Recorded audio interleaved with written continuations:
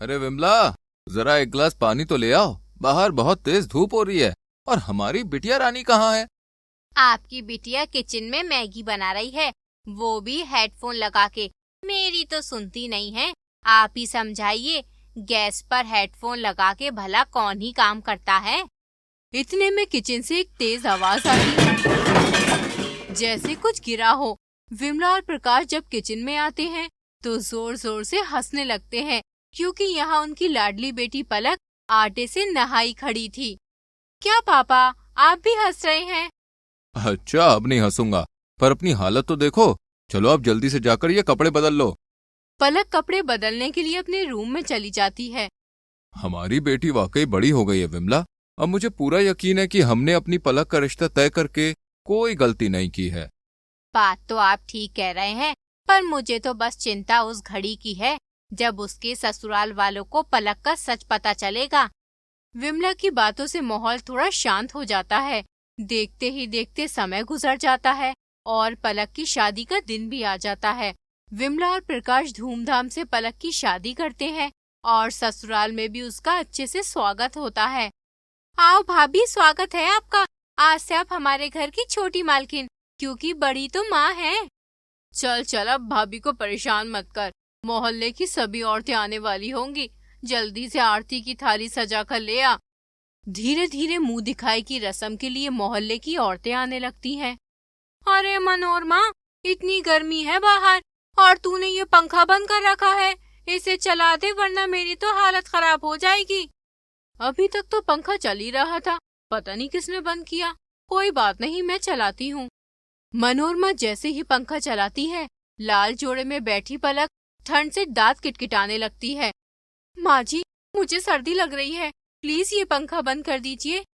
वाह मनोरमा, तेरी बहू तो बड़ी मजाकिया है। इतनी गर्मी में सर्दी लग रही है। सच कहूँ पलक बेटा, तुम्हें मेरी बहू होना चाहिए था, क्योंकि मनोरमा तो इतनी मजाकिया है नहीं, पर मैं तो खुले विचारों वाली हूँ। खैर चलो, अब रस्म पूरी करते हैं। पलक कुछ बोलती, इससे पहले ही उसे अपनी माँ की बात याद आ जाती है, जिन्होंने कुछ भी बताने को मना किया था। इसलिए वो ठंड से दांत किटकिटाने लगती है और वहीं बेहोश हो जाती है। हे भगवान, ये क्या हो गया मेरी बहू को? कुछ नहीं माँ, शायद भाभी थक गई हैं, कल भी आराम नहीं किया और फिर ये रस्म। मनोरमा मुंह दिखाई की रस्म बीच में रोककर पलक को उसके कमरे तक पहुंचाती है और महिलाओं को भी वापस भेज देती है। कुछ देर बाद पलक को होश आता है और वो ठंड से कपकपाने लगती है और किचन में गैस का चूल्हा जलाकर खड़ी हो जाती है।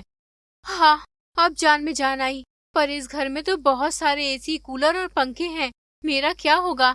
मैं तो आज के आज मोहन से कहकर अपने लिए हीटर मंगवा लूंगी, वरना ठंड के मारे तो मेरी जान ही निकल जाएगी। शाम को मोहन के घर आते ही पलक उससे बात करती है। मोहन, मेरे साथ अभी मार्केट चलो, मुझे हीटर लेना है। इस मौसम में हीटर?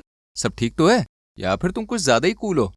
नहीं, बस जरूरत है, चलो ना। अच्छा ठीक है, पर मुझे पैकिंग तो कर लेने दो जरा। क्यों, तुम कहीं जा रहे हो? हाँ, ऑफिस टूर। तुम्हें बताया तो था कि मैं हर 2 दिन में निकल जाता हूँ और 15 से 20 दिन बाद ही लौटता हूँ, तो कल निकलना है। मोहन अपने कुछ कपड़े पैक करता है और पलक को हीटर दिलवा कर लाता है और पलक पूरी रात उसी हीटर में कंबल ओढ़कर सोती है। ये पलक को क्या हो गया है? हीटर में सो रही है। इतनी गर्मी में कौन हीटर चलाता है? गर्मी की वजह से मोहन पूरा पसीने से तरबतर हो गया था, इसलिए वो हीटर बंद कर देता है। पर तभी पलक की आंख खुल जाती है और गुस्से से तिलमिलाती हुई मोहन से कहती है, तुमने हीटर क्यों बंद किया? इतनी अच्छी नींद आ रही थी मुझे, पर पूरी नींद बिगाड़ दी। आज के बाद मेरे हीटर को हाथ भी मत लगाना। इतना कहकर पलक फिर से हीटर को चलाकर सो जाती है। वही मोहन पलक का ये रूप देखकर डर जाता है और सुबह होते ही पूरी बात अपनी माँ और ट्विंकल को बताता है।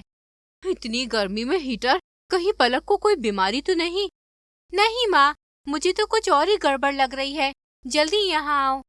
ट्विंकल दोनों को किचन के पास बुलाती है, जहाँ पलक हीटर के सामने खड़ी उसकी गर्मी सेककर खुश हो रही थी। बाहर सूरज आग उगल रहा है और ये हीटर के सामने ऐसी खड़ी है जैसे एसी के सामने खड़ी हो। वही तो माँ, गर्मी में हीटर में सोती है, हीटर में खाना बनाती है। मुझे लगता है कि हमें पलक के माता पिता से बात करनी चाहिए। मोहन पलक की वजह से ऑफिस टूर पर ना जाकर पलक के माता पिता के घर जाता है, लेकिन वो दोनों ही बाहर घूमने के लिए गए हुए थे, इसलिए वो घर लौट आता है।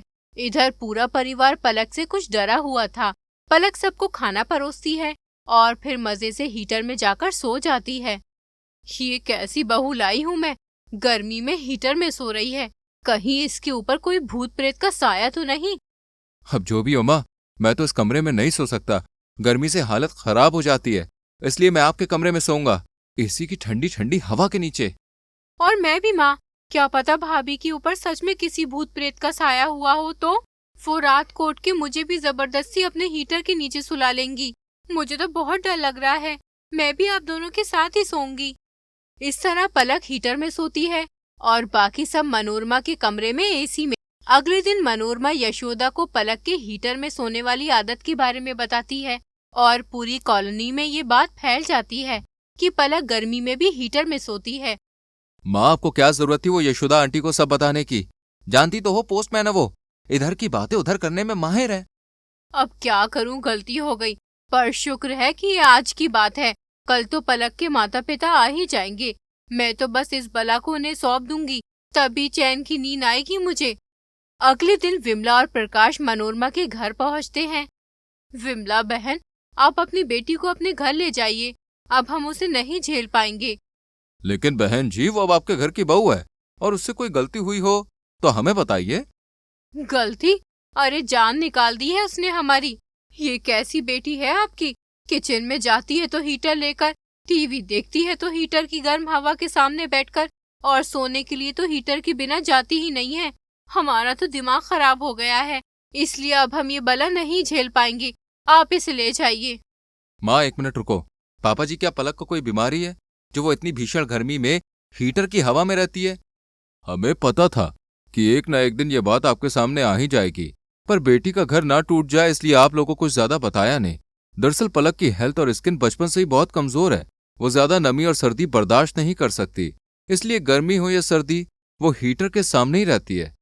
अच्छा, तो ये कारण है कि उसने यहाँ आते ही मुझसे हीटर लाने को कहा और वो बिना हीटर के सो ही नहीं पाती।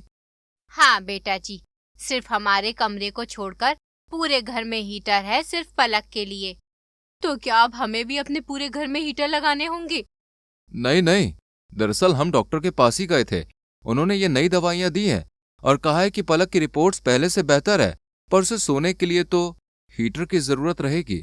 अगर ऐसा था तो आपने पहले क्यों नहीं बताया? हम अलग से पलक के लिए कुछ इंतजाम करते। और नहीं तो क्या भाई साहब, अरे पलक हमारी बहू है, आपको ये बात हमसे नहीं छुपानी चाहिए थी। देखिए, मैं बुरी सास नहीं हूँ, वो तो बस थोड़ा घबरा गई थी, पर अब आप बिल्कुल चिंता मत कीजिए, मैं अभी इंतजाम करवा देती हूँ। मनोरमा एक हीटर पलक के कमरे में बेड की उस दिशा में लगवाती है जिस पर पलक सोती थी, और पंखा मोहन की दिशा में। इस तरह दोनों एक ही कमरे में आराम से सोने लगते हैं। मनोरमा को भी पलक से अब कोई शिकायत नहीं रहती।